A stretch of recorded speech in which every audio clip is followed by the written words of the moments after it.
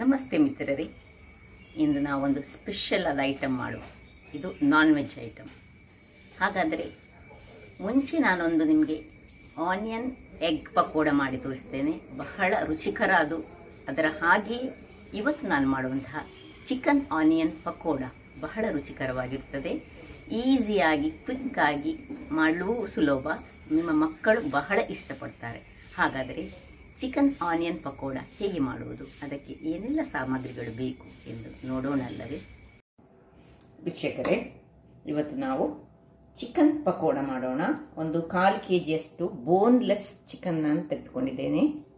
ಮತ್ತೆ ಆನಿಯನ್ ನೋಡಿ, ಆನಿಯನ್ ಅನ್ನು ಹೇಗೆ ನಾವು ಆನಿಯನ್ ಪಕೋಡ ಮಾಡಲಿಕ್ಕೆ ಆನಿಯನ್ ಅನ್ನು ಕಟ್ ಮಾಡ್ತೇವೆ ನೋಡಿ, ಆ ರೀತಿಯಲ್ಲಿ ಆನಿಯನ್ ಅನ್ನು ನಾವು ಕಟ್ ಮಾಡಿಕೊಳ್ಬೇಕು. ನೋಡಿ ಹೀಗೆ ನೋಡಿ, ಸಪುರದಲ್ಲಿ ಪಕೋಡ ಮಾಡುವಾಗ ಕಟ್ ಮಾಡಿ ಹಾಗೆ ಮಾಡಿಕೊಂಡು ಒಂದು 2 ಆನಿಯನ್ ಅನ್ನು 1/4 kgಗೆ 2 ಆನಿಯನ್ ಸಾಕು. ಮತ್ತೆ ಒಂದು ಅರ್ಧ ಲಿಂಬೆ ಸಾಕು.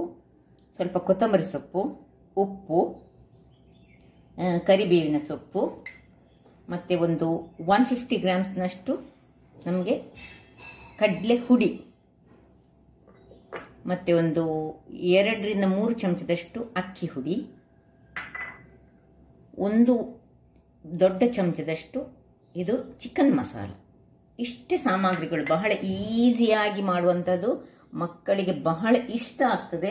ನೋಡಿ, ಮೊದಲಿಗೆ ಈ ಚಿಕನ್ ಅನ್ನು ನಾವು ಏನು ಮಾಡಿಕೊಳ್ಬೇಕು ಹೇಳಿದರೆ, ಹೀಗೆ ಬೋನ್ಲೆಸ್ ನಾವು ಚಿಕನ್ ಅನ್ನು ತೆಗೆದುಕೊಂಡದನ್ನು ನಾವು ನೋಡಿ ಹೀಗೆ ಸಪುರ ಹೇಗೆ ನಾವು ನೀರುಳ್ಳಿಯನ್ನು ಕಟ್ ಮಾಡಿದ್ದೇವೆ ಹಾಗೆ ಹೀಗೆ ಉದ್ದಕ್ಕೆ ಇದನ್ನು ಕಟ್ ಮಾಡಿಕೊಳ್ಬೇಕು. ನೋಡಿ ಎಷ್ಟು ನಿಮ್ಮಿಂದ ಸಪೂರ ಆಗ್ತದೆ ನೋಡಿ, ಅಷ್ಟು ಸಪೂರ ಕಟ್ ಮಾಡಿ.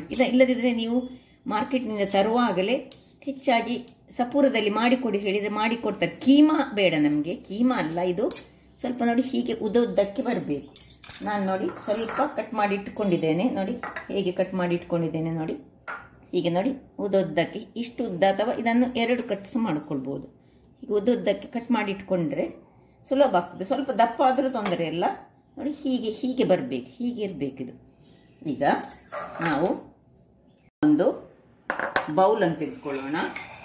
ಈ ಬೌಲಲ್ಲಿ ಮೊದಲಿಗೆ ಏನು ಮಾಡುವ, ಇದು ತೊಳೆದಿಟ್ಟುಕೊಂಡಂತಹ ಚಿಕನ್ನೇ, ತೊಳೆದು ನಾವು ಕಟ್ ಮಾಡ್ಕೊಳ್ಬೇಕು. ಈ ಚಿಕನನ್ನು ಹಾಕೊಳ್ಳೋಣ.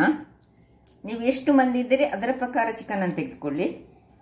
ಈಗ 100 ಗ್ರಾಮ್ಸಿಗೆ 100 ಗ್ರಾಮ್ಸ್ನಷ್ಟು ನೀರುಳ್ಳಿ ಬೇಕು ನಮಗೆ. ಹಾಗೆ 200 ಗ್ರಾಮ್ಸಿಗೆ 200 ಗ್ರಾಮ್ಸ್ನಷ್ಟು ನೀರುಳ್ಳಿ. ಈ ಚಿಕನ್ ಒಟ್ಟಿಗೆ ಸುರಿಗೆ ಎಲ್ಲ ನೀರುಳ್ಳಿ ಎಲ್ಲ ಸ್ವಲ್ಪ ಉಪ್ಪನ್ನು ಹಾಕೊಳ್ಳೋಣ. ಸ್ವಲ್ಪ ಉಪ್ಪನ್ನು ಹಾಕೊಂಡು, ಹೆಚ್ಚು ಉಪ್ಪು ಹಾಕಲಿಕ್ಕೆ ಹೋಗಬೇಡಿ. ಇನ್ನು ಸ್ವಲ್ಪ ಹಳದಿ ಹಾಕೊಳ್ಳೋಣ.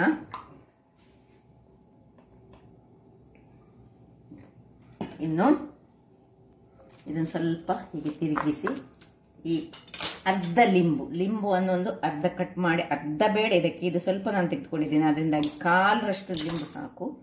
ಸ್ವಲ್ಪ ಲಿಂಬಿನ ರಸವನ್ನು ಹಿಂಡಿಕೊಳ್ಳೋಣ ಇದಕ್ಕೆ.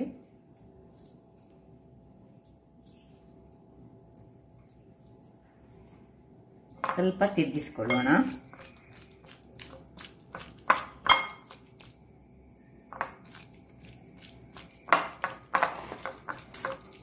ಇನ್ನು ಈ ಚಿಕನ್ ಮಸಾಲ ಒಂದು 100 ಗ್ರಾಮ್ಸಿಗೆ 1 ಚಮಚದಷ್ಟು ಸಾಕು.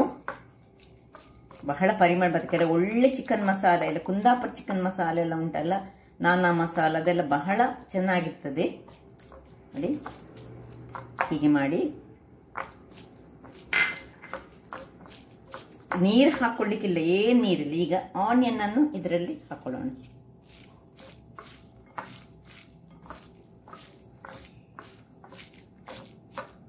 ನೀರೇ ಹಾಕ್ಲಿಕ್ಕೆ ಇಲ್ಲ. ಇನ್ನು ಸ್ವಲ್ಪ ಕೊತ್ತಂಬರಿ ಸೊಪ್ಪು, ಮತ್ತೆ ಈ ಕರಿಬೇವಿನ ಸೊಪ್ಪನ್ನು ನಾವು ಏನು ಮಾಡಬೇಕು ಹೇಳಿದ್ರೆ ಸಣ್ಣದಾಗಿ ಕಟ್ ಮಾಡ್ಕೊಳ್ಬೇಕು ವೀಕ್ಷಕರೇ. ಎಷ್ಟು ಸಣ್ಣದು ನಿಮಗೆ ಕಟ್ ಮಾಡಲಿಕ್ಕೆ ಆಗ್ತದೆ ಅಷ್ಟು ಸಣ್ಣದಾಗಿ ನಾವು ಕಟ್ ಮಾಡಿಕೊಳ್ಳೋಣ. ನೋಡುವ, ಈಗ ನಾನೊಂದು ಕತ್ತರಿಯಲ್ಲಿ ನಾನು ಯಾವಾಗಲೂ ಮಾಡ್ತೇನಲ್ಲ ಆ ರೀತಿಯಲ್ಲಿ ಮಾಡ್ಕೊಳ್ತೇನೆ.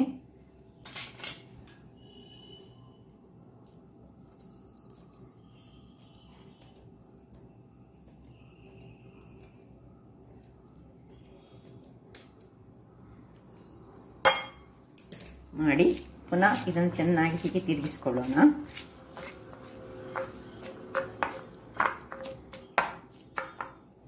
ಇನ್ನು ಸ್ವಲ್ಪ ಅಕ್ಕಿ ಹುಡಿ,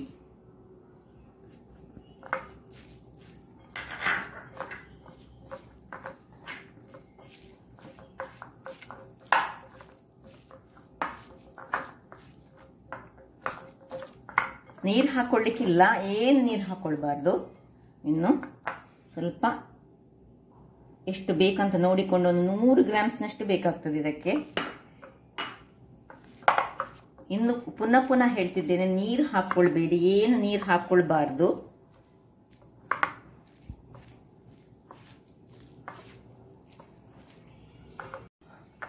ನೋಡಿ ಈಗ ಇದು ನೋಡಿ, ನಿಮಗೆ ಇದರದ್ದು ಹುಡಿ ಬೇಸನ್ ನಿಮಗೆ ಕಾಣ್ತಾ ಇರ್ಬೋದು, ಕಡಲೆ ಹುಡಿ, ತೊಂದರೆ ಇಲ್ಲ.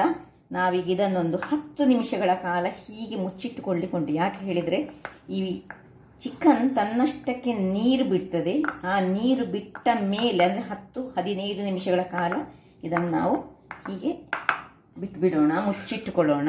ಆಮೇಲೆ ನಮ್ಮ ಕೆಲಸ. ವೀಕ್ಷಕರೇ, ಇಲ್ಲಿ ನೋಡಿ 15 ನಿಮಿಷ ಆಗಿದೆ, ನಾವೇನು ಇದಕ್ಕೆ ನೀರು ಹಾಕಲಿಲ್ಲ. ನೋಡಿ ಈಗ ನಾನು ಒಂದು ಸಣ್ಣ ಕಾಯಿ ಮೆಣಸನ್ನು, ಇದು ಆಪ್ಷನಲ್, ನೀವು ಬೇಕಿದ್ರೆ ಮಾತ್ರ ಹಾಕ್ಬೋದು, ಮಕ್ಕಳಿಗೆ ಕೊಡೋದಾದ್ರೆ ಹಾಕೋ ಅಗತ್ಯ ಇಲ್ಲ. ನೋಡಿ ಹಾಗೇ ಉಂಟು ನೋಡಿ, ನೀರು ಹಾಕಲಿಲ್ಲ ನಾನು. ಈಗ ಇಲ್ಲಿ ಸ್ವಲ್ಪ ಇದು ಸಹ ಹಾಗೆ ಕರಿಮೆಣಸು ಹಾಕಿದರೆ ಆ್ಯಕ್ಚುಲಿ ಒಳ್ಳೆಯದು. ಒಂದು 5-6 ಕರಿಮೆಣಸನ್ನು ಸ್ವಲ್ಪ ಕ್ರಷ್ ಮಾಡಿಕೊಂಡು, ಪೌಡರ್ ಹಾಕಬೇಡಿ, ಹೀಗೆ ಕ್ರಷ್ ಮಾಡಿದ ಕರಿಮೆಣಸು ಸ್ವಲ್ಪ ಹೀಗೆ ಅದು ಬಾಯಿಗೆ ಸ್ವಲ್ಪ ಸಿಕ್ಕಬೇಕು. ಒಂದು ಜಸ್ಟ್ ಹೀಗೆ ನೋಡಿ, ಹೀಗೆ ಕ್ರಷ್ ಆದರೆ ಸಾಕು. ಇದನ್ನು ಹಾಕ್ಕೊಂಡು ಪುನೊಮ್ಮೆ ಇನ್ನು ಕೈಯಲ್ಲಿ ನಾನು ಈಗ ಇದನ್ನು ಪುನಃ ಹೀಗೆ ತಿರುಗಿಸ್ಕೊಳ್ತೇನೆ. ಇಲ್ಲಿ ನೋಡಿ, ನಾನು ತೆಂಗಿನ ಎಣ್ಣೆಯನ್ನು ಬಿಸಿ ಆಗಲಿಕ್ಕೆ ಇಟ್ಟಿದ್ದೇನೆ. ಹೆಚ್ಚು ಎಣ್ಣೆ ಇಡಲಿಕ್ಕೆ ಹೋಗಲಿಲ್ಲ ನಾನು, ಯಾಕೆ ಹೇಳಿದರೆ ಇದು ನಾನ್ ವೆಜ್ ಐಟಮ್, ಮತ್ತು ಆ ಎಣ್ಣೆಯನ್ನು ನಾವು ಬೇರೆ ಯಾವುದಕ್ಕೆ ಉಪಯೋಗಿಸಲಿಕ್ಕೆ ಆಗುದಿಲ್ಲ. ಅದರಿಂದಾಗಿ ಸ್ವಲ್ಪ ಎಣ್ಣೆ ಇಟ್ಟುಕೊಂಡಿದ್ದೇನೆ. ನೀವು ತುಂಬ ಮಾಡುವಾಗ ಸ್ವಲ್ಪ ಹೆಚ್ಚು ಎಣ್ಣೆಯನ್ನು ಇಟ್ಟುಕೊಳ್ಳಿ. ನೋಡಿ ನಾನು ಏನೇ ಸ್ವಲ್ಪ ಸಹ ಹಾಕಲಿಲ್ಲ. ಬೇಕಿದ್ರೆ ಇಲ್ಲಿ ನೀವು ಚೂರು ಬೇಕಿದ್ರೆ ಹೀಗೆ, ನಿಮಗೆ ತುಂಬ ಟೈಟ್ ಅಂತ ಆಗ್ತದೆ ಆದರೆ ಒಂದು ಸ್ಪ್ರಿಂಕಲ್ ಸ್ವಲ್ಪ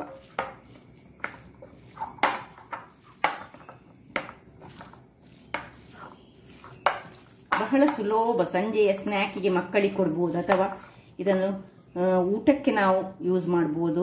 ಆಫ್ಟರ್ನೂನ್ ಮಧ್ಯಾಹ್ನದ ಸೈಡ್ ಡಿಶ್ ಆಗಿ ನಾವು ಒಂದು ರಸ ಎಲ್ಲ ಇದ್ದರೆ ಇದನ್ನು ಯೂಸ್ ಮಾಡಿಕೊಳ್ಬೋದು. ಈಗ ನೋಡಿ ಹೀಗೆ ನಾವು ನೋಡಿ ಹೀಗೆ ಇಷ್ಟಿಷ್ಟು ಹೀಗೆ ತೆಗೆದು ಆನಿಯನ್ ಆ್ಯಂಡ್ ಚಿಕನ್ ಒಟ್ಟಿಗೆ ಮಿಕ್ಸ್ ಆಗಿದೆ ಈಗ ಇಲ್ಲಿ ಅಲ್ವಾ. ಅದರಿಂದಾಗಿ ಆನಿಯನ್ ಚಿಕನ್ ಪಕೋಡ. ನೋಡಿ ಎಣ್ಣೆ ಬಿಸಿಯಾಗಿದೆ ನೋಡುವ. ನೀವು ಬೇಕಿದ್ರೆ ಇದನ್ನು ರೌಂಡಲ್ಲಿ ಸಹ ಮಾಡ್ಬೋದು, ಅಥವಾ ಹೀಗೆ ಸಹ ಮಾಡ್ಬೋದು, ಹೇಗೆ ಸಹ ಮಾಡ್ಬೋದು. ಯಾವ ಶೇಪ್ ನಿಮಗೆ ಬೇಕು ಆ ಶೇಪಲ್ಲಿ ನೀವು ಇದನ್ನು ಮಾಡಿಕೊಳ್ಬೋದು. ಮಾತ್ರ ಹೆಚ್ಚು ಹಾಕಲಿಕ್ಕೆ ಹೋಗಬೇಡಿ. ದೊಡ್ಡದು ಬೇಕಿದ್ರೆ ದೊಡ್ಡದು ಸಹ ಮಾಡ್ಬೋದು. ನೋಡಿ ಈ ರೀತಿ ಇದು ಪಕೋಡ, ಹೇಗೆ ನಾವು ಆನಿಯನ್ ಪಕೋಡ ಮಾಡ್ತೇವೆ ಅದೇ ರೀತಿಯಲ್ಲಿ ಸುರಿಗೆ ದೊಡ್ಡ ಉರಿ ಇರಲಿ. ನೋಡಿ ಹೀಗೆ ಸ್ವಲ್ಪ ಮತ್ತೆ ಚಟ್ಟೆ ಮಾಡಿಕೊಳ್ಳಿ, ಗುಪ್ಪ ಬೇಡ. ನೋಡಿ ಈ ರೀತಿಯಾಗಿ ಬರಬೇಕು, ಹೀಗೆ ಬರಬೇಕು. ಆನಿಯನ್ ಹೊರಗೆ ಬರಬೇಕು.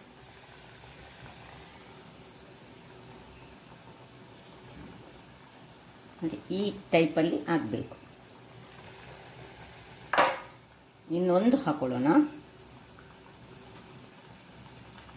ಬಹಳ ರುಚಿಕರವಾಗಿರ್ತದೆ, ಮತ್ತೊಂದು ಟೇಸ್ಟ್ ಬೇರೆ ರೀತಿಯಲ್ಲಿ ಬರ್ತದೆ.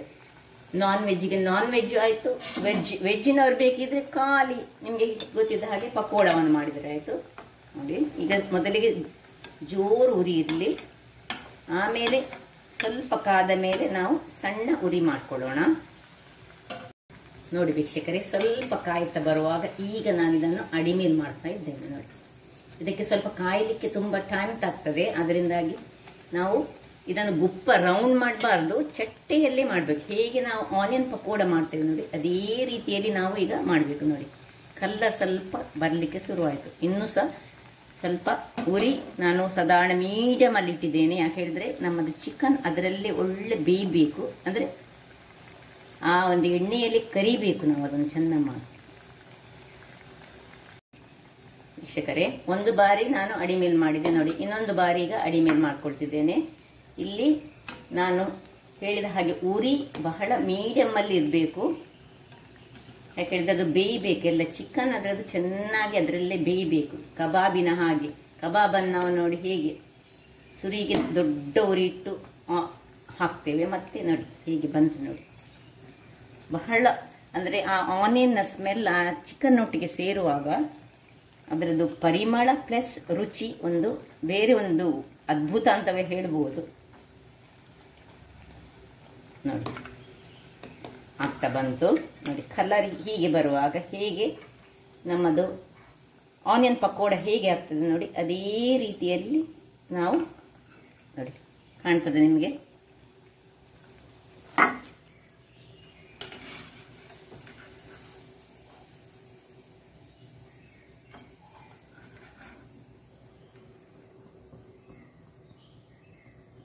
ಹೆಚ್ಚು ಎಣ್ಣೆ ಸಹ ಎಳೆದುಕೊಳ್ಳುವುದಿಲ್ಲ ನೋಡಿ.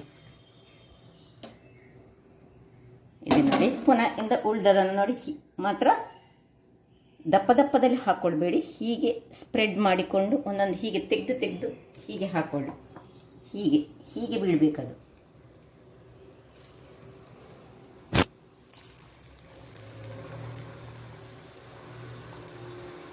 ಒಂದೇ ಅಳತೆಯಲ್ಲಿ ಮಾಡಿಕೊಳ್ಳಿ.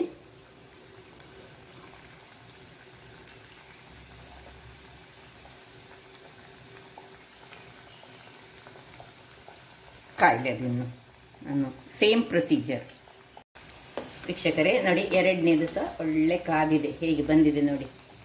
ಇದು ಪರಿಮಳ ಈ ಚಿಕನ್ ಮತ್ತು ಇದು ಸೇರುವಾಗ ಒಂದು ಭಾರಿ, ಅದರೊಟ್ಟಿಗೊಂದು ನಾವು ಚಿಕನ್ ಮಸಾಲೆ ಹಾಕಿದ್ದೇವಲ್ಲ ಹಾಗೆ ನೋಡಿ. ಆಫ್ ಮಾಡಿಕೊಡ್ತಿದ್ದೇನೆ. ಆಯಿತು ನೋಡಿ.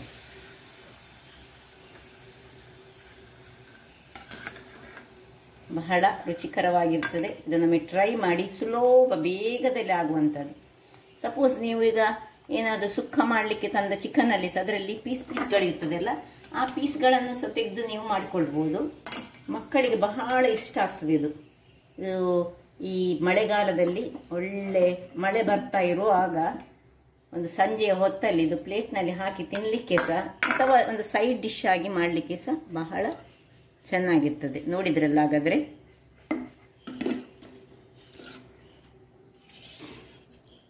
ನೋಡಿ ಈಗ ಸರ್ವ್ ಮಾಡೋಣ. ನೋಡಿ ಹೇಗೆ ಬಂದಿದೆ ನೋಡಿ, ಹೇಗೆ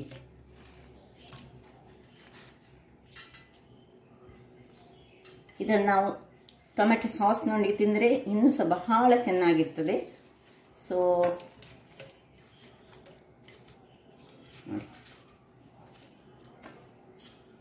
ಹೇಗೆ ನೋಡಿ ಆನಿಯನ್ ಇದು ಪರಿಮಳ ಅದರೊಟ್ಟಿಗೆ ತಿನ್ನಲಿಕ್ಕೆ ಸಹ ಹೇಗೆ ಚೆನ್ನಾಗಿರ್ತದೆ.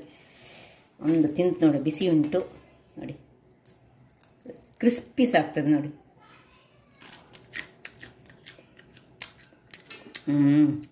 ಬಹಳ ಚೆನ್ನಾಗಿದೆ. ಈಗ ಇದಕ್ಕೆ ಸ್ವಲ್ಪ ನಾವು ಸೈಡಲ್ಲಿ